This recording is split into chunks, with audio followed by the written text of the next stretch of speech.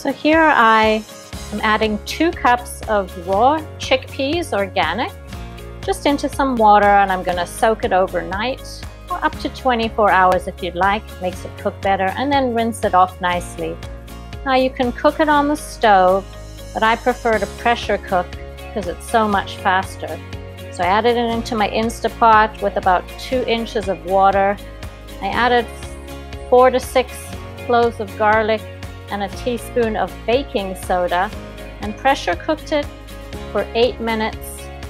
And then I quickly released the pressure and let it sit for 10 minutes more with the lid on. Now what you'll find if you cook them well enough is that the skins come off very easily. You can see they float to the top. If you put the chickpeas between 2 hands and rub them together, the skins will float to the top, and that, my friends, is the secret ingredient. It is not what you add, but what you take away.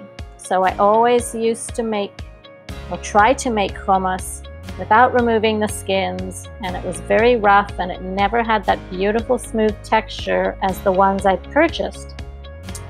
But now that I removed the skins, and it's a little bit of work, but it's fun, put on some nice music and just relax, and it'll take you about 10 minutes to remove those skins.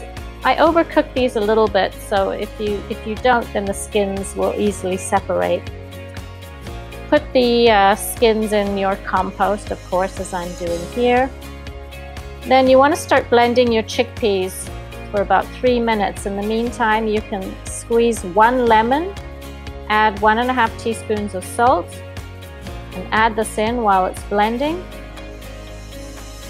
Then of course you have your tahini, so 1/4 cup or more if you like, but that's how much I use, and 1/4 cup of very sort of ice cold water that you slowly add in while it's blending. And that's it. After about 3 minutes you have this silky smooth, very tasty stuff that's just like what you get from the store.